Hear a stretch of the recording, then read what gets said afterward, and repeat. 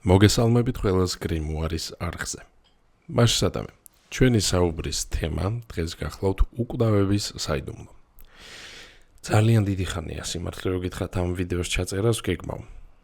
ალბათ ერთი წელიწადი იქნება რა მიახლოებით, შეიძლება წელიწად ნახევარიც კი და რატომღაც აქამდე ვერ მოვაბი თავი. სიმართლე ვთქვა, იმიტომ ვერ მოვაბი, რომ ფიქრობდი როგორ ჩამეწერა, როგორ მესაუბრა, რა ფორმატში ამეწყო ვიდეო და საბოლოოდ მოვედი აქამდე. ზოგადად აი ძალიან ხშირად ჩემი ვიდეოების საკითხი საკმაოდ ისეთია, ნელი, ესე რა ვთქვათ. ძალიან ნელა ვაკეთებ ამ ყველაფერს. გამომდინარე იქიდან რომ ძირითადად ყოველდღიურად მუშაობ. ადამიანებს ვიღებ, ეხმარები, კონსულტაციებს ვატარებ და ხშირად დროც ნაკლებად მრჩება ვიდეოებისათვის პარალელურად რა თქმა უნდა ლექციების და კურსების შექმნაზე მიდის ენერგია. თუმცა მეორე ფაქტორი არის აგრეთვე მონტაჟი, როდესაც ამონტაჟებ ვიდეოებს წერ ხმას და ყველაფერს აწყობ ეს. სათითაოდ საკმაოდ რთულია ხოლმე, ამიტომ გადავწყვიტე რომ ცოტა საქმე გავიმარტივო, უფრო მარტივი ფორმატი შევარჩიო ბოლოს და ბოლოს საბოლოოდ აგღირებული მაინც ხმა არის და არა გამოსახულება. იმედით რომ შევძლებ ვიდეოების უფრო მარტივად ჩაწერას და უფრო ხშირად და მარტივად გამოქვეყნებას. ხო, ამიტომ იმედი მაქვს რომ მოგეწონებათ, იმედი მაქვს ასეთი ფორმატი მისაღები იქნება. გამიზიარეთ თქვენი აზრი კომენტარებში. რაც შეეხება ჩვენს თემას, უკვდავებას, რომელიც არის მარად მტკივნეული, მარად საინტერესო და ადამიანისთვის მარად საიდუმლოებითა და ინტერესით მოცული. ამ თემაზე ვისაუბრებ დღეს ჩრდილოური მითოლოგიის გადმოსახედიდან და პერსპექტივიდან. ერთის მხრივ გამომდინარე იქიდან, რომ რა თქმა უნდა ვთვლი, რომ ჩრდილოური მითები არის ბრწყინვალე და ასე ვფიქრობ არა მხოლოდ იმიტომ, რომ ჩრდილოური მაგიის და რუნების სპეციალისტი ვარ, არამედ იმიტომ, რომ მათი გაგება შეიძლება მრავალი კუთხიდან და მრავალ დონეზე. თუ არ წაგიკითხავთ არაფერი ჩრდილოური მითების შესახებ, არ იცნობთ სკანდინავურ მითოლოგიასა და ლეგენდებს, აუცილებლად გირჩევთ, რომ წაიკითხოთ შესაბამისი ლიტერატურა, ან მოისმინოთ აუდიო წიგნები, რადგან უზომოდ საინტერესო და სახალისო. ბავშვებსაც რო წაუკითხოთ, მათაც მოეწონებათ, იმიტომ რომ ნახეთ როგორ რაღაცა განსხვავებით ბევრი სხვა მითოლოგიებისაგან ჩრდილოურ სკანდინავურ მითოლოგიას აქვს ბევრი დონე და შრე. ასე ვთქვათ, მათი გაგება შეიძლება როგორც სახალისო ზღაპრის, სადაც გმირები ებრძვიან ურჩხულებს, გოლიათებს და კუდიანებს, აგრეთვე შეგვიძლია მათი გაგება ძალიან ღრმა ფილოსოფიურ და ალქიმიურ დონეზეც. დღეს რა თქმა უნდა ზღაპრების ნაწილზე ნაკლებად ვისაუბრებ და ვისაუბრებთ სწორედ ღრმა თემებზე. ჩვენ დღევანდელი საკითხი კი უკვდავების თემა ეყრდნობა ეგრეთ წოდებულ ქალღმერთი ითუნას ვაშლების მითს. მაშსადამე, რა არის ეს ჩვენი ითუნას ვაშლები და ვინ არის თვითონ ქალღმერთი ითუნა? ქართულად იდუნა, ზოგჯერ ესე წერენ ხოლმე. მაშსადამე, თლიანად რა თქმა უნდა ამ მითს ზღაპარს არ მოვყვები, მაგრამ გეტყვით ზოგად სიუჟეტს და აუცილებლად გირჩევთ, რომ ამ ვიდეოს დასრულების შემდგომ წაიკითხოთ, ან მოусმინოთ, ან უყუროთ ერთ სიტყვით, გაეცანით ამ მითს. გარდა იმისა, რომ საინტერესოა, კიდევ ერთხელ ვიტყვი, ძალიან ღრმა, ძალიან მნიშვნელოვანი და სიბრძნით და კარგი, ასე ვთქვათ, ოქროს ინფორმაციით არის სავსე ეს მითები. მაშსადამე, იდუნა იყო ერთ-ერთი ქალღმერთი სკანდინავური ღმერთების პანთეონში ასირებთან. ასირები არიან მათი უმაღლესი ღვთაებები, რომლებიც უკავშირდებიან მართვას, ძალაუფლებას, ადამიანის გონებრივ, სულიერ განვითარებას და ასე შემდეგ. ქალღმერთი ითუნი განსხვავებით, მაგალითად, უფრო პოპულარული ღმერთებისაგან, როგორებიც არიან ოდინი, თორი, ტირი და სხვანი, არ იყო მებრძოლი. ქალღმერთი იდუნა იყო დაკავებული ვაშლების მოვლით. მას ჰქონდა ბაღი, სადაც იზრდებოდა ჯადოსნური ვაშლების ხეები, ზოგი ვერსიის თანახმად ვაშლის ხე ერთი, თუმცა მაგას არ აქვს ჩვენთვის დიდი მნიშვნელობა, სადაც ერთ სიტყვით იდუნას მოყავდა ხილი. ხოლო შემდგომ, როდესაც ის მიიღებდა მოსავალს, როდესაც დაკრებდა მშვენიერ ჯადოსნურ ოქროს ვაშლებს, ის მათ აძლევდა ღმერთებს. ასირები ჭამდნენ ვაშლებს და მათი მეშვეობით ხდებოდნენ უკვდავი. ერთ დღეს იდუნა მოიტაცეს, შესაბამისად ღმერთებს ვეღარავინ ვეღარ მისცა ვაშლები და მათ თანდათან დაიწყეს ჭკნობა, დაბერება და შეიგრძნეს სიკვდილი, შეიგრძნეს სისუსტე, შეიგრძნეს სევდა, შეიგრძნეს სასოწარკვეთილება. საბოლოოდ მითი, რა თქმა უნდა, დასრულდა კარგად, იდუნა დაბრუნდა, ღმერთებმა კვლავ მიიღეს ვაშლები და კვლავ გაახალგაზრდავდნენ და გახდნენ ჯანღონით სავსე, მათი მუშტიც გაძლიერდა და მათი გონებაც შესაბამისად გახდა უფრო მკაფიო და გამჭვირვალე. რა არის ამ მითის მორალი და რატოა ის მნიშვნელოვანი ჩვენთვის უკვდავების საკითხთან მიმართებით? ნახეთ, როგორი რაღაცა უკვდავება არის 100%-ით მიღწევადი რამ. ოღონდ თუ მას შევხედავთ უშუალოდ ჩრდილოური სკანდინავური მითოლოგიის თვალსაჩინოდან. კერძოდ რატომ? სკანდინავურ მითოლოგიაში კლასიკური გაგებით ღმერთები არ არიან უკვდავი. ანუ შესაძლებელია მათი მოკვდა და ისინი კვდებიან კიდეც რაგნაროქში, დიდ ბრძოლაში, სადაც ისინი მარცხდებიან მტრების მიერ.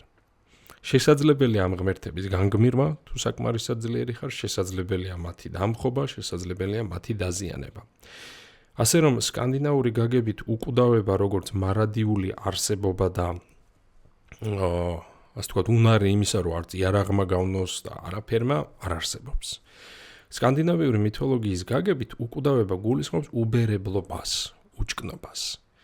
იდუნას ვაშლები ეს არის არა ისეთი პროდუქტი, რომელიც ასირებს გახდის ხელშეუხებელს, არამედ ისეთი პროდუქტი, რომელიც ხდის მათ უბერებელს. სწორედ ამიტომ არის, რომ ამ ვაშლების გარეშე დარჩენილი ასირები დაბერდნენ, დაჭკდნენ, დასუსტდნენ და არა დაიხოცნენ. ხვდებით ხომ აქ განსხვავებას? მაშინ რატომ არის ეს მითი მნიშვნელოვანი ჩვენთვის ადამიანებისათვის და რა შეგვიძლია ვისწავლოთ აქედან? პირველ რიგში უნდა აღვნიშნოს შემდეგი რამ დარწმუნებული ვარ, ეს ბევრს წაგადგებათ, განსაკუთრებით მათ, ვინც ოდნავ მაინც ინტერესდება ჩრდილოური კულტურით, მითოლოგიით და რუნებით. ნებისმიერ მითში, ნებისმიერ სახელწოდებაში, კერძო თუ ზოგად სახელებში, რომელსაც ხვდებით ჩრდილოურ მითოლოგიაში, საგებსა და ლეგენდებში, ნებისმიერი აქ მოცემული სახელი ატარებს გარკვეულ მნიშვნელობას. თითოეულ სახელს აქვს გარკვეული ეტიმოლოგიური წარმოშობა, რომლის მიხედვითაც მაგალითად შეიძლება ერთი პერსონაჟის სახელი ნიშნავდეს ყვირილს, მეორის ცეცხლს, მესამის მრიცხანებას, მეოთხის შხამს, ან მთას, ან ნაყოფიერ მდელოს დაუშვათ და ასე შემდეგ. გამონაკლისი არც ჩვენი ქალღმერთი იდუნა. მაშსადამე, სანამ განვიხილავთ იდუნას სახელს და მის სახელსა და ისტორიაში დაფარულ სიბრძნეს, უნდა განვიხილოთ ესეთი მომენტი, ესეთი ერთი ნიუანსი.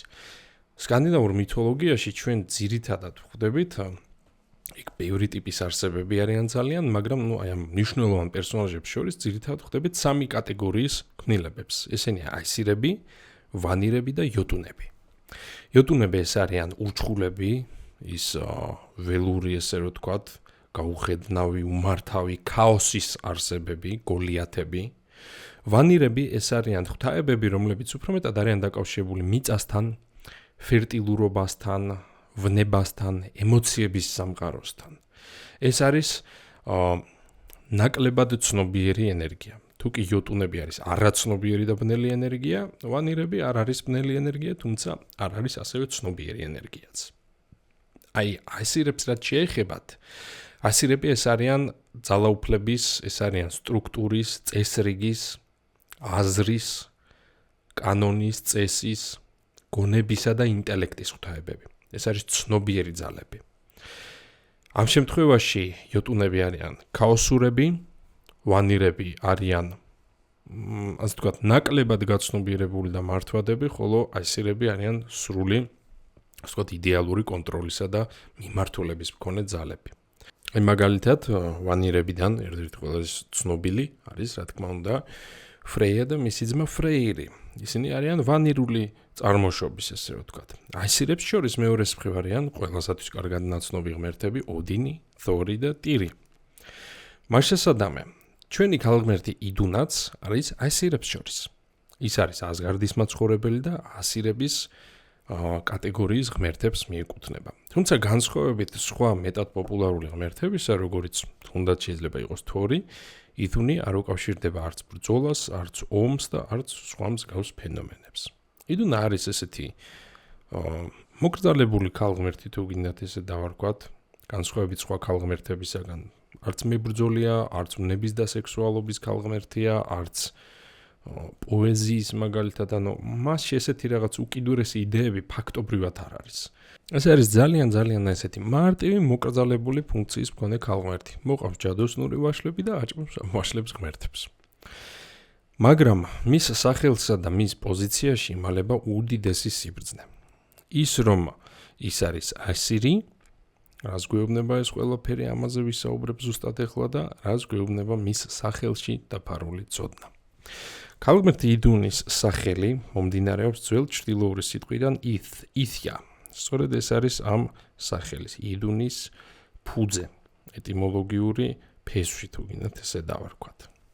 სიტყვა ან ithia ნიშნავს სამუშაოს, ნიშნავს აქტივობას, მოქმედებას, გარკვეულ პრაქტიკას, რაღაცის რეპეტიტულად კეთებას, რეგულარულად შესრულებას.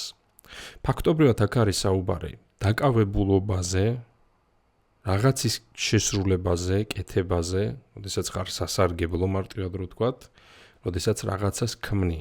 და აგრეთვე არის გარკვეული ჩვევები მოქმედებაში. ოღონდ აი აქ შემოდის უკვე ძალიან მნიშვნელოვანი ფაქტორი. ეს არ არის ვანირი, ეს არ არის იოტუნი, ხომ? ეს არ არის არაცნობიერი ქალღმერთი, ეს არის ასირი.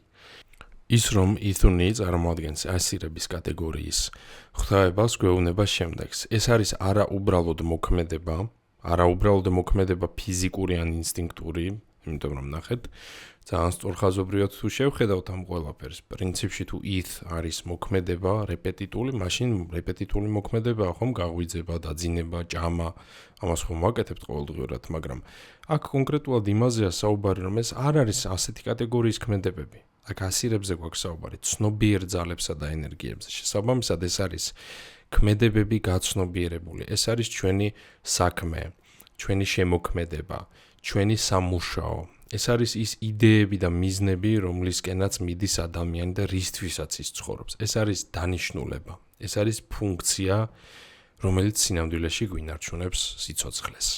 ჩრდილოელების მსოფლმხედველობა და ამ კულტურებში მოცემული პარადიგმები თანამედროვე ადამიანისათვის, განსაკუთრებით ადამიანისათვის, რომელიც უფრო მეტად არის ახლო იუდაისტურ კულტურასთან, მაგალითად, როგორც შეიძლება იყოს ქრისტიანობა, ისლამი და სხვა მსგავსი კატეგორიის რელიგიები, კონცეფცია იმის, რომ ღმერთი შეიძლება იყოს მოკვდავი, არის ალბათ ძალიან უცხო და მიუღებელიც კი.